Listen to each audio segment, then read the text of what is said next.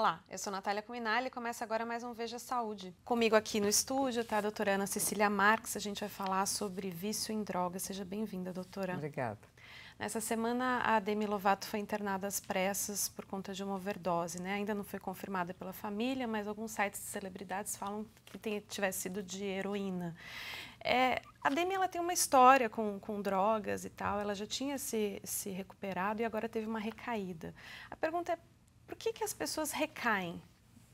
Bom, inicialmente é importante frisar que a gente está falando de uma doença crônica que acontece no cérebro e que na estrutura da doença ela cursa com recaídas. Então é como se ela tivesse uma crise da doença crônica, como se fosse um diabetes, uma pressão alta, qualquer tipo.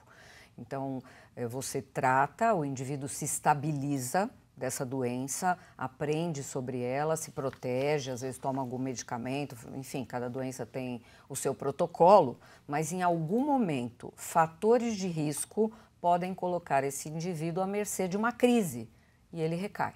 Então ela estava ali sob tratamento normal e alguma coisa aconteceu que ela recaiu, é isso? Isso mesmo, mudou o curso. E que tipo de fatores de risco a senhora imagina? Então, existem vários, né? Nós temos o domínio individual, o domínio intrínseco que a gente chama, que são estímulos que o indivíduo possa ter dentro do seu próprio organismo, como transtornos de humor, por exemplo, né? Então, uma depressão não cuidada favorece uma recaída do uso de substâncias. E temos fatores externos, muita agitação, um ambiente de trabalho às vezes hostil, às vezes com muito trabalho a ser feito, as companhias, né, o próprio grupo social. Então, fatores extrínsecos e extrínsecos podem conduzir o indivíduo a uma crise da doença crônica. Tá, e o que leva ao vício em drogas? A idade é um fator de risco também? Por exemplo, quanto mais jovem, mais perigoso. Ela começou quando ela é jovem, ela começou jovem ainda. Cada caso é um caso. Quando investigamos aquele paciente que desenvolveu uma dependência, nós procuramos essa fórmula. O que levou esse indivíduo a ter essa doença crônica, jovem na vida, né? Será que é porque quando era adolescente ele não recebeu informação, ele não tinha uma família protetora, ele teve acesso fácil? Então, a gente considera que onde existe uma política integral de drogas, a gente estaria protegendo o indivíduo de desenvolver essa doença. Então, cada caso tem a sua fórmula. Entendi, mas as companhias podem ter uma influência também. É um fator de risco. Se você faz parte de um grupo de usuários, isso se chama efeito looping, a sua chance de experimentar drogas, se eles usam, é maior. Como a família usuária de drogas. Quando a gente tem uma família que usa substâncias, a chance dessa criança, esse adolescente, crescer nesse modelo é maior também. E daí, no que consiste o tratamento do vício em drogas? Então, o tratamento é bastante complexo, já que a doença é uma doença complexa, né? Nós temos uma primeira fase que é chamada de desintoxicação, onde a gente usa múltiplos recursos para que esse indivíduo consiga se abster. Não existe tratamento usando drogas. A gente tem, até para algumas drogas, como é o caso da heroína, um tratamento onde a gente repõe a própria heroína, uma heroína mais fraca, por exemplo, que a gente chama, que é a metadona, uma substância que foi sintetizada para isso, para que o indivíduo saia da heroína, passe para a metadona e daqui a pouco a gente tire a metadona mais facilmente que tirar a heroína e siga com os outros recursos. Quais são os outros recursos? Depois da desintoxicação, elucidar qual é essa fórmula desse indivíduo, o que levou ele a adquirir a doença e fazer a prevenção a todos esses fatores, desde aplicando psicoterapia, utilizando medicamentos, utilizando grupos de autoajuda. Cada caso é um caso e aí esse modelo de recursos, aí, com esse conjunto de recursos, enfim, vai ser individual. E a pessoa tem que ficar reclusa?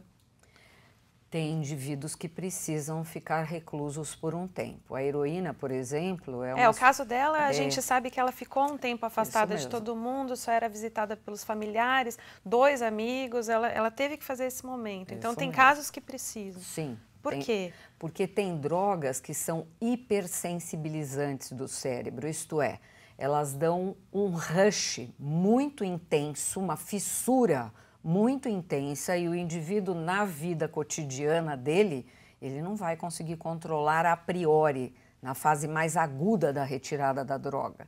Então, muitas vezes, essa reclusão, às vezes domiciliar, às vezes hospitalar, faz parte do processo de cada caso. No caso dela, foi necessário. A heroína é uma droga que dá muita fissura. Tá. E em relação a medicamentos, tem que usar alguns medicamentos para... A gente tem, sim, alguns medicamentos que ajudam a diminuir a fissura, né? Já estão estudados grupos, por exemplo, como os anticonvulsivantes, que são usados, por exemplo, para a cocaína, para o álcool. Nós temos também substâncias, às vezes, antidepressivas, que fazem esse papel para alguns casos. Então, existem muitos medicamentos já sendo utilizados no tratamento da fase 1, que é a fase mais difícil, que é quando você tem que chegar à abstinência. De qualquer forma, o tratamento da dependência de drogas é com abstinência, mesmo que você demore um pouco mais, faça uma fase de transição. E para isso, os estudos já apontam para vários medicamentos. E daí a pessoa, depois que faz esse tratamento, fica ali sem usar as drogas, ela tem que mudar a vida dela, ela tem que parar de ir a restaurantes, parar de ir a festas, tem coisas que ela precisa deixar de fazer? No início, a indicação é que sim, a gente evite estimular o cérebro ao ver a droga, né? Ao ver a substância da sua doença, né? Então, muitas vezes, nessa fase 1, que é a fase mais difícil, né, abstinência aguda, como eu falei, a gente pede que o indivíduo fique mais protegido, fique mais em casa, não saia com o grupo que consome. Existe todo esse recurso, sim, que é aplicado. Mas não para sempre? Não, é só na fase até que esse indivíduo estabilize a doença e receba um treinamento que se chama prevenção de recaída.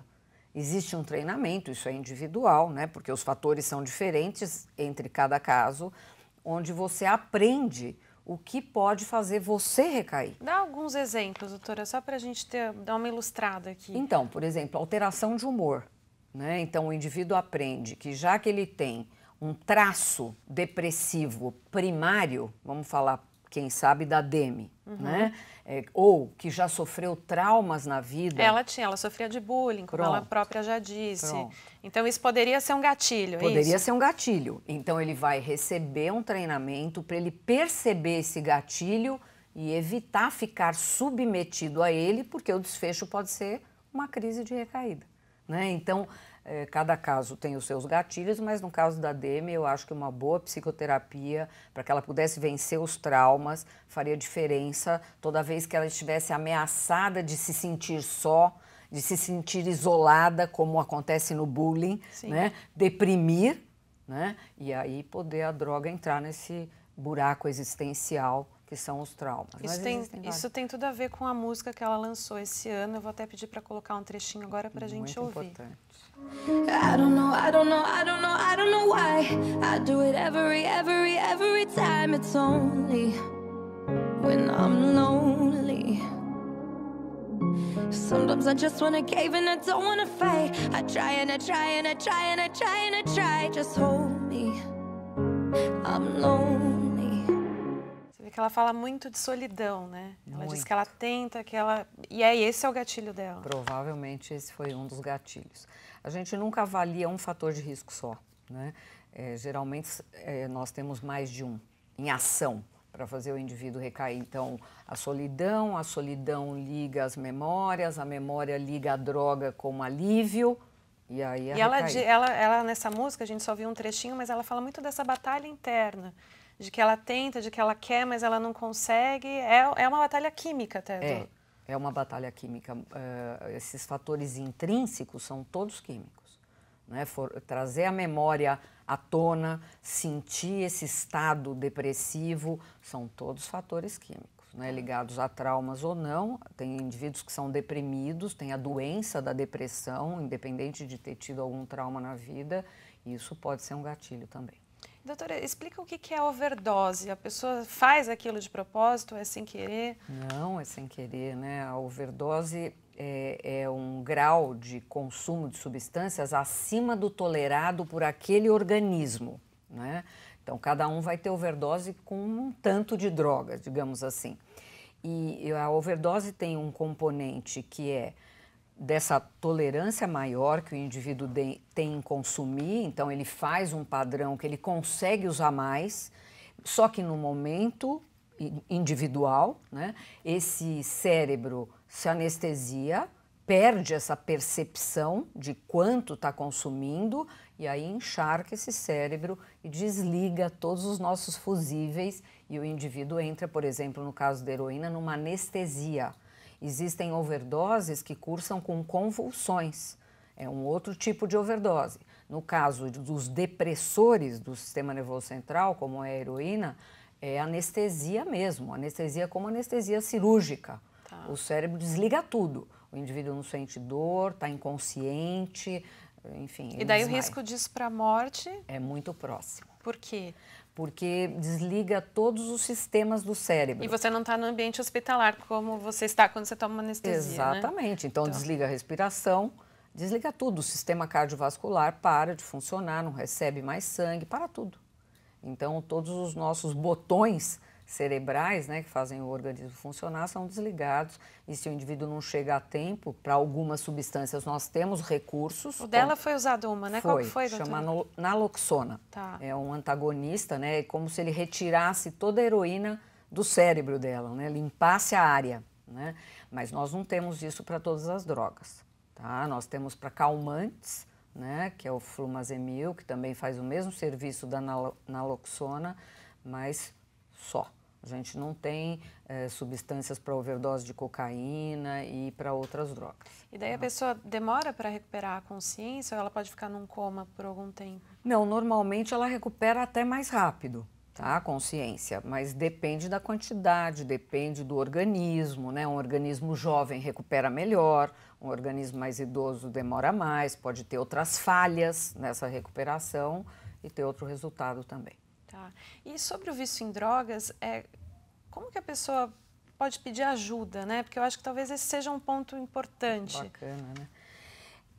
Olha, a gente ainda precisa caminhar muito para o usuário dependente de drogas pedir ajuda, porque eu acho que a gente ainda tem, no Brasil e em muitos países, nós temos ainda muito preconceito com essa doença. É um estigma. Tem muito ainda. É como se fosse alguma coisa do caráter que falhou, como se fosse um problema moral. E não é um problema moral, é uma doença adquirida, né? Que, portanto, pode ser evitada, inclusive, né?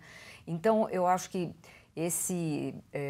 essa política preventiva deveria nos ajudar a, primeiro, aprender sobre isso, porque aí sim o indivíduo pede ajuda, né? Mas eu acho que a família ainda é o melhor espaço, esse ambiente domiciliar, para que qualquer pessoa que tenha problema de drogas busque ajuda. Tá. Família. E, doutora, a gente está terminando já o nosso tempo, mas antes eu queria saber agora quais são os próximos passos, por exemplo, no caso da Demi. O que deve acontecer? Bom, inicialmente eu faria essa revisão do tratamento da Demi, né? Porque uma moça que tem acesso aos melhores tratamentos do mundo, né? Porque tem dinheiro, porque tem a arte dentro dela, né? Uma artista, uma pessoa sensível, né?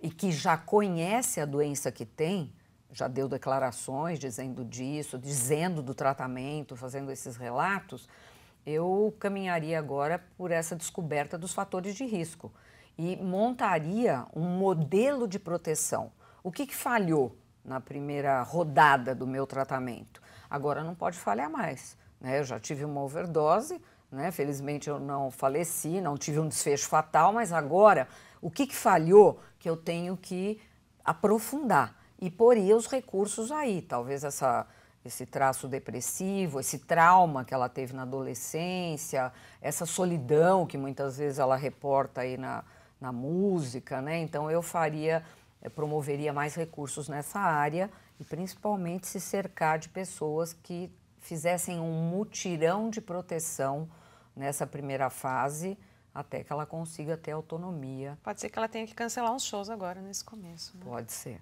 Tá. Seria o ideal, né? Tá. Ela vai viver uma ressaca, né?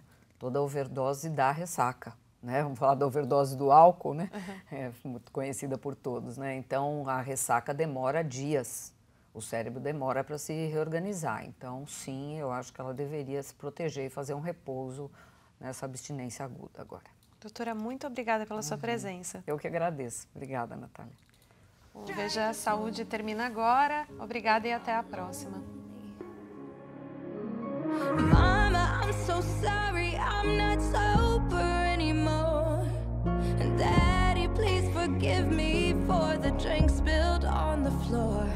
To the ones who never left me, we've been down this road before.